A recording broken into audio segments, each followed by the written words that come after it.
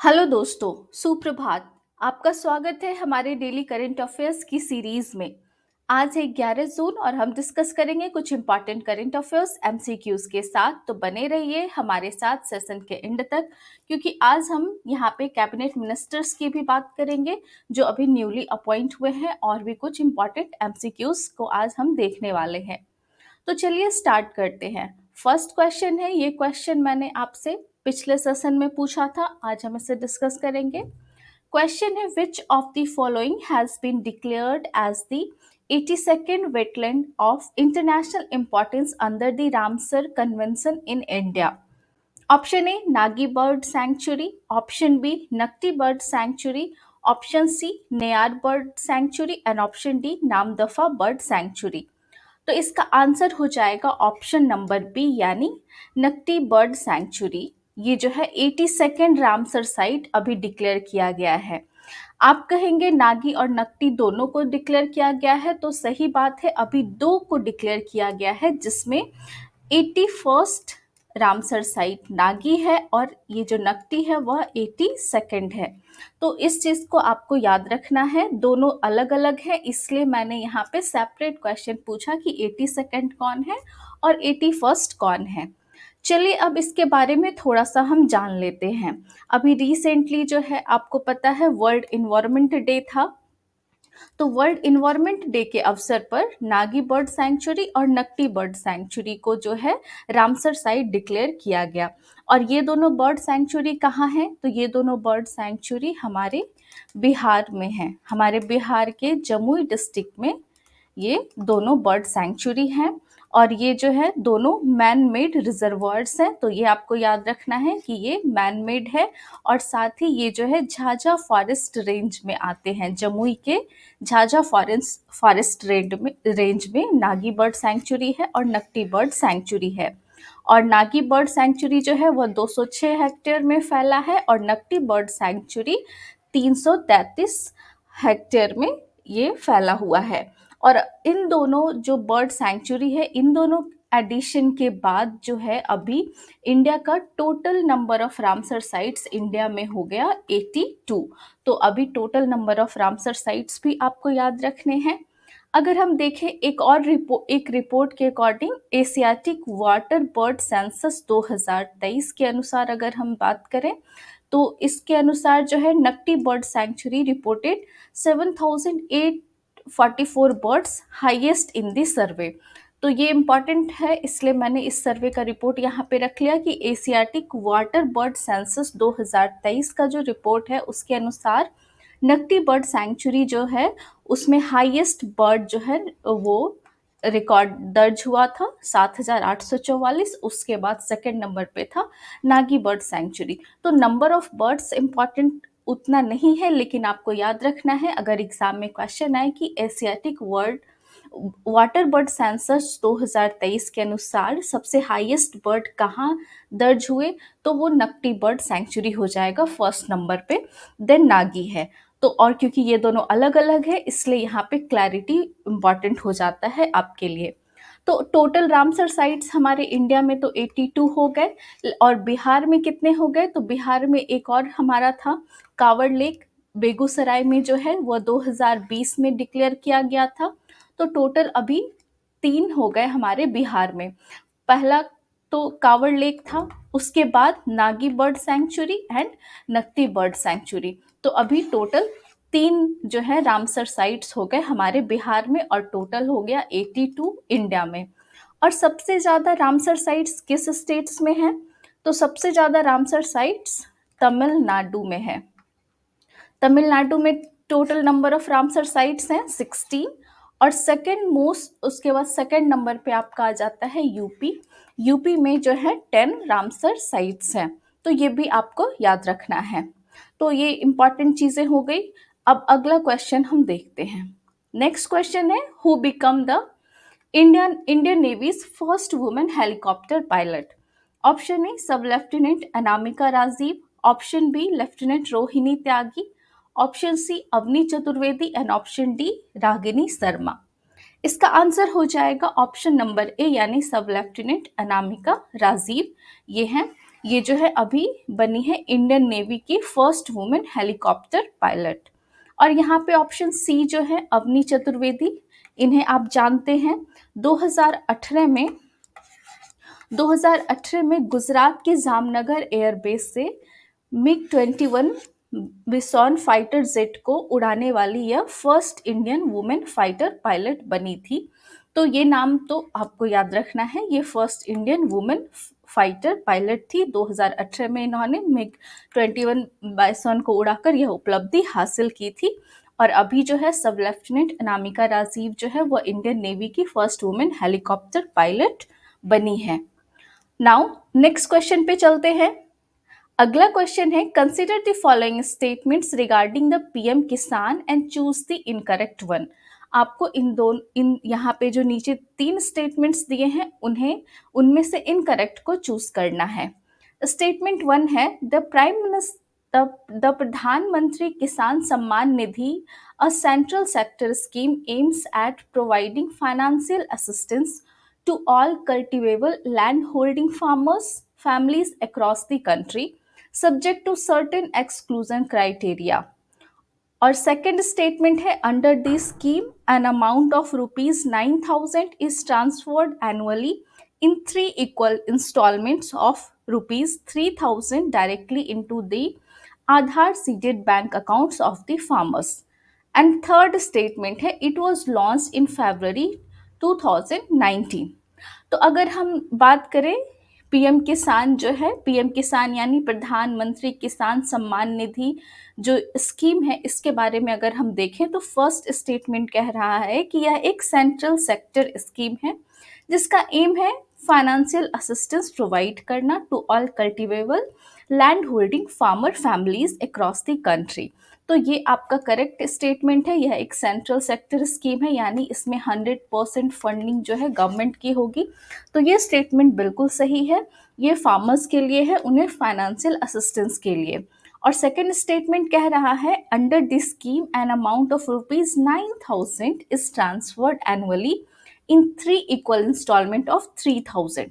तो ये स्टेटमेंट आपका रॉन्ग हो जाता है क्योंकि इस स्कीम में 6,000 रुपये दिए जाते हैं और वो जो इक्वल ये सही है कि 3 equal इंस्टॉलमेंट, तो 3 equal इंस्टॉलमेंट है लेकिन वो 2,000 का हो जाता है।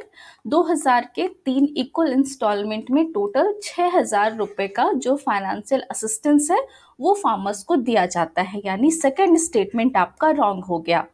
थर्ड स्टेटमेंट है, it was launch in February 2019। तो ये बिल्कुल सही है, यानी इस क्वेश्चन का आंसर हो जाएगा ऑप्शन नंबर 2। ये इनकरेक्ट है। और अगर हम बात करें कि हमने अभी जो है पीएम किसान की बात की, तो अभी जो है रिसेंटली हमारे प्राइम मिनिस्टर जी ने अभी थर्ड टाइम प्रधानमंत्री के रूप में शपथ ली है। आप सभी न्यूज़ में देख चुके हैं। और ये जो है उस शपथ लेने के बाद हमारे प्रधानमंत्री जी ने जो फर्स्ट फाइल साइन की है वह पीएम किसान निधि से ही रिलेटेड है। अभी पीएम किसान निधि की 17th इंस्टॉलमेंट को रिलीज किया गया है और फर्स्ट साइन प्रधानमंत्री जी ने इसी पे किया था, इसलिए इससे रिलेटेड हमने क्वेश्चन देख लिया, इस स्कीम के बारे में जान लिया और ये भी जान लिया कि पीएम जो है वो शपथ के बाद फर्स्ट जो फाइल थी वो उन्होंने किसान से रिलेटेड जो पीएम किसान सम्मान निधि योजना है उससे रिलेटेड इंस्टॉलमेंट, उससे रिलेटेड फाइल पे साइन किया और अभी 17th इंस्टॉलमेंट जारी की गई है पीएम किसान सम्मान निधि योजना की। And this will benefit 9.3 crore farmers and distributed around ₹20,000 crore. तो ये भी चीज़ें को आप याद रखेंगे।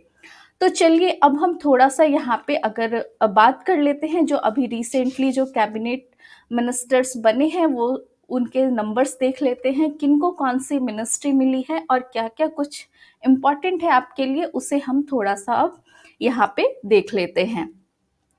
तो सबसे पहले यहाँ पे डायरेक्ट मिनिस्ट्री पे आने से पहले कुछ इंपॉर्टेंट फैक्ट्स को देख लेते हैं। आप सभी जानते हैं, आपने अभी रिसेंटली देखा होगा, फिर भी मैं यहाँ पे बता दूँ, हमारे प्राइम मिनिस्टर मोदी जी जो है इन्होंने थर्ड टाइम यहाँ पे शपथ ली है और ये जो है जवाहरलाल नेहरू के बाद सेकेंड पर्सन बने हैं जो थर्ड टाइम ओथ लेंगे।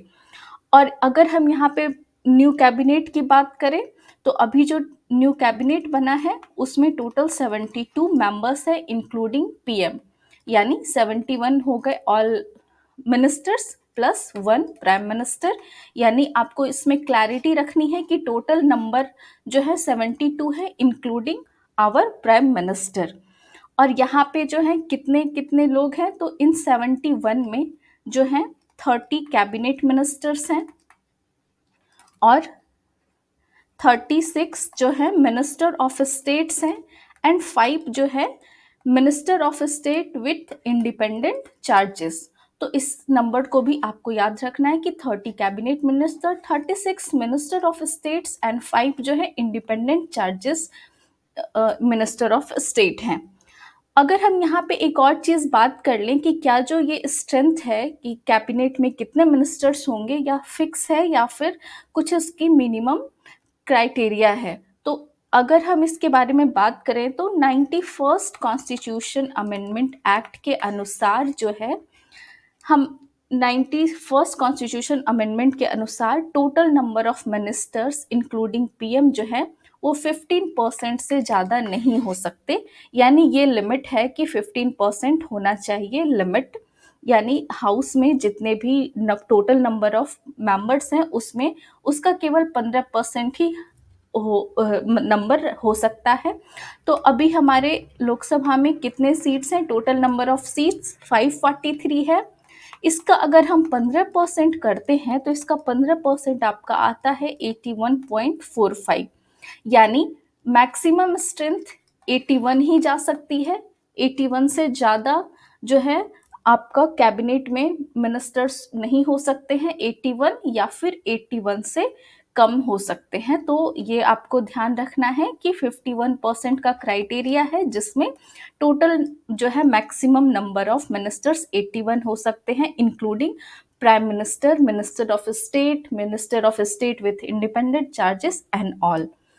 तो अब चलिए अब हम देख लेते हैं कि किनको जो है कौन सी मिनिस्ट्री अलॉट हुई है। सबसे पहले हमारे प्राइम मिनिस्टर जो हैं इनके पास कौन कौन सी मिनिस्ट्री है, तो इनके पास है ministry of personnel public grievances and pension, department of atomic energy, department of space, all important policy issues and all other portfolios not allocated to any minister। मतलब वैसे जो मिनिस्ट्री होंगे, जो मतलब वैसे पोर्टफोलियो जो किसी और को अलॉट नहीं किए गए हैं वो भी प्राइम मिनिस्टर जी के अंडर आ जाएंगे। अब इनके प्राइम मिनिस्टर की देख लिए, अब आगे देखते हैं। मिनिस्टर ऑफ डिफेंस है हमारे Shri Rajnath Singh, minister of home affairs and minister of corporation Shri Amit Shah, Shri Nitin Gadkari minister of road transport and highways, और ये श्री जेपी नड्डा जो हैं ये हैं बने हैं minister of health and family welfare and minister of chemical and fertilisers, Shri Shivraj Singh Chouhan minister of agriculture and farmer welfare and minister of rural development. हमारी निर्मला सीतारमन ताई जो है वो minister of finance and minister of corporate affairs फिर से बन गई हैं। डॉक्टर सुब्रमण्यम जयशंकर वो मिनिस्टर ऑफ एक्सटर्नल अफेयर्स दोबारा बने हैं। जो रिपीटेड है वो आपके लिए तो इजी हो जाएगा, लेकिन जो कुछ चेंजेस हुए हैं उन्हें आप ध्यान में रखेंगे। Shri Manohar Lal minister of housing and urban affairs and minister of power, Shri HD. Kumaraswamy minister of heavy industries and minister of steel, Shri Piyush Goyal इनके पास है minister of commerce and industry, Shri Dharmendra Pradhan minister of education same, Shri Jitan Ram Manjhi ये बिहार से हैं minister of micro small and medium enterprises यानी MSME मिला है श्री जीतन राम मांझी को, तो ये आपको याद रखना है। और श्री राजीव रंजन सिंह ललन सिंह इन्हें जो मिला है minister of Panchayati Raj and minister of fisheries animal husbandries and dairying.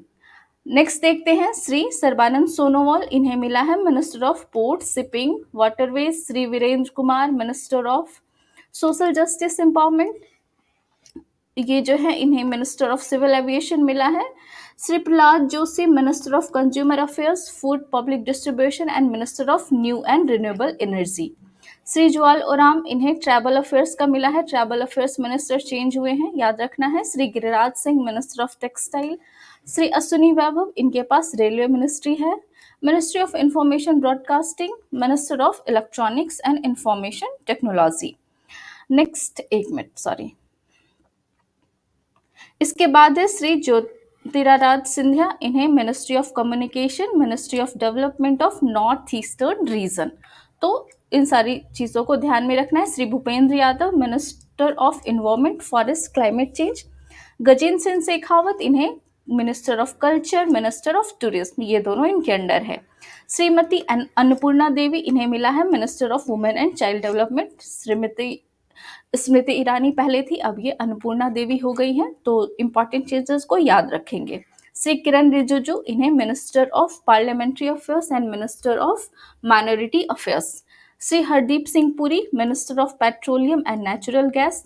Mansukh Mandaviya, इन्हें ministry of labour employment, minister of youth affairs and sports. G Kishan Reddy, इनके पास है minister of coal and minister of mines. Chirag Paswan, ये भी इंपॉर्टेंट हो जाते हैं, बिहार से हैं, minister of food processing industries. And C R Patil, minister of जल शक्ति, ये भी चेंज हुआ है, मिनिस्टर ऑफ जल शक्ति भी हमारे चेंज हुए हैं, तो इसे भी याद रखेंगे। और भी चेंजेस थे, तो हमने यहाँ पे देख लिया। यहाँ पे हमने यहाँ पे 30 जो है कैबिनेट मिनिस्टर को देख लिया। मिनिस्टर ऑफ जो है इंडिपेंडेंट चार्जेस और मिनिस्टर ऑफ स्टेट, ये 36 और 5 इन्हें याद रखना है। इसकी लिस्ट हमने यहाँ पे नहीं रखी है, इन्हें आप एक बार देख लेंगे, हमारे टेलीग्राम चैनल में ये शेयर्ड है, आप एक बार पूरा देख जाएंगे। लिस्ट पूरा याद नहीं रखना है, लेकिन एटलीस्ट कैबिनेट मिनिस्टर जो 30 हैं उनके नाम आपको याद रखने हैं। टोटल स्ट्रेंथ कितनी है वो याद रखना है, और किस कॉन्स्टिट्यूशन अमेंडमेंट एक्ट के तहत यहाँ पे लिमिट है, इसे भी आपको ध्यान में रखना है, क्योंकि ये सब आपके एग्जाम के लिए इंपॉर्टेंट हो जाते हैं। नाउ अब इससे रिलेटेड क्वेश्चंस हैं, इससे आप मुझे कमेंट सेक्शन में बताएंगे। इन क्वेश्चंस को हम अगले सेशन में डिस्कस करेंगे। Under prime minister Narendra Modi third term, which state has the highest representation in the union council of minister. अभी जितने भी यूनियन काउंसिल ऑफ मिनिस्टर की लिस्ट थी, ऑल 71, उसमें जो है किस स्टेट से सबसे ज़्यादा मिनिस्टर्स हैं? गुजरात, बिहार, उत्तर प्रदेश एंड महाराष्ट्र। इसका आंसर आप मुझे बताएंगे, इसे हम अगले सेशन में डिस्कस कर लेंगे। नेक्स्ट क्वेश्चन है, who is the oldest member of prime minister Narendra Modi's new cabinet? Jitan Ram Manjhi, Ashwini Vaibhav, Mansukh Mandaviya and Shri BL Verma. तो इसका आंसर भी आप मुझे कमेंट सेक्शन में बताएंगे। नेक्स्ट क्वेश्चन है, how many women have been included in the cabinet of prime minister Narendra Modi third term? कितनी महिलाएं जो है अभी न्यू कैबिनेट बना है उसमें कितनी महिलाएं हैं? 7, 13, 0 या 10? इसका आंसर भी आप मुझे कमेंट सेक्शन में बताएंगे। इन तीनों क्वेश्चंस को हम आपसे अगले सेशन में डिस्कस करेंगे। चलिए इस क्वेश्चन के साथ आज का सेशन यहाँ पे एंड करते हैं। आपका दिन शुभ हो। धन्यवाद।